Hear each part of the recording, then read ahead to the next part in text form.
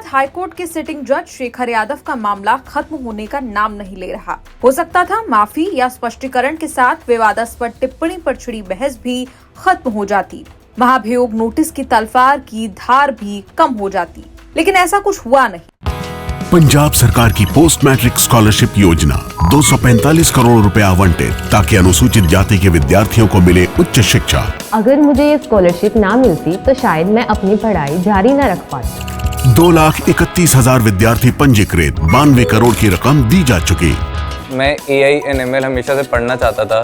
अगर स्कॉलरशिप नहीं होती तो मैं कभी भी एडमिशन नहीं ले पाता इस कोर्स में। मुख्यमंत्री भगवंत सिंह मान की कोशिशों से पंजाब बन रहा है रंगला Punjab. Chief justice of India Sanjiv Khanna की अध्यक्षता वाली कोलिजियम ने जस्टिस यादव से 17 दिसंबर को मुलाकात की थी और उनके बयानों पर स्पष्टीकरण मांगा था। इंडियन एक्सप्रेस की रिपोर्ट के मुताबिक जस्टिस यादव अड़ गए और उन्होंने ना कोई स्पष्टीकरण दिया ना माफी मांगी। मुलाकात के कुछ दिनों बाद CJ खन्ना ने सुप्रीम कोर्ट की पूरी अदालत को भी इस मुद्दे से अवगत कराया था। अब इस बात को 3 हफ्ते बीत गए, लेकिन जस्टिस शेखर यादव की तरफ से कोई इनिशिएटिव नहीं लिया गया। इंडियन एक्सप्रेस की रिपोर्ट के मुताबिक अब इस मामले पर CJI ने कदम उठाए हैं। कहा गया कि संजीव खन्ना ने इलाहाबाद उच्च न्यायालय के मुख्य न्यायाधीश अरुण भंसाली को पत्र लिखकर इस मुद्दे पर ताजा रिपोर्ट मांगी है। मुख्य न्यायाधीश के इस कदम को एक जज के कथित कदाचार पर आंतरिक जांच शुरू करने की प्रक्रिया में पहला कदम माना जा रहा है। यहाँ बात कर लेते हैं 1995 के सुप्रीम कोर्ट जजमेंट की भी। C रविचंद्रन बनाम जस्टिस AM भट्टाचार्य और अन्य के मामले में सुप्रीम कोर्ट ने फैसला दिया था। मामला था उस वक्त के Bombay high court chief justice AM Bhattacharya ji का, जहां आरोप थे वित्तीय अनियमितता के।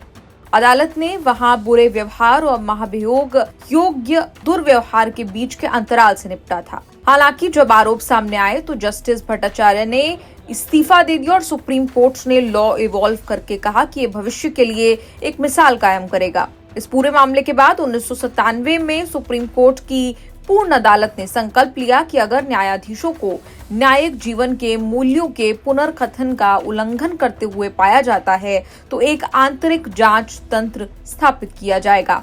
बता दें कि न्यायिक जीवन के मूल्यों के पुनर्कथन सर्वोच्च न्यायालय द्वारा अपनाई गई आचार संहिता है। बता दें कि मंगलवार को भी जस्टिस यादव को इलाहाबाद हाईकोर्ट से झटका लगा था।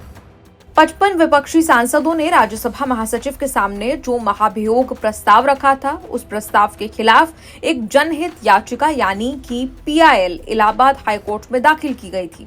मंगलवार को इलाहाबाद हाईकोर्ट ने ये याचिका खारिज कर दी। बता दें कि शेखर यादव वही है जिनका विरोध पूर्व CJI DY चंद्रचूड़ ने भी किया था। हाल में चंद्रचूड़ ने कहा कि वो शेखर यादव की नियुक्ति को लेकर शुरू से ही विरोध में थे।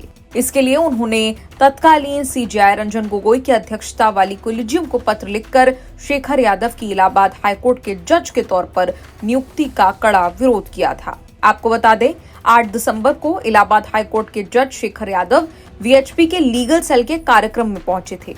भाषण देते हुए उन्होंने कहा कि देश एक है, संविधान एक है, तो कानून एक क्यों नहीं। उन्होंने कहा कि हिंदुस्तान में रहने वाले बहुसंख्यकों के अनुसार ही देश चलेगा, यही कानून है। आप ये भी नहीं कह सकते कि हाईकोर्ट के जज होकर ऐसा बोल रहे हैं। कानून तो भैया बहुसंख्यक से ही चलता है। साथ ही कटमूल्य शब्द का भी जिक्र किया, जिसके बाद उनका भारी विरोध देखने को मिला। न्यूज़ तक ब्यूरो।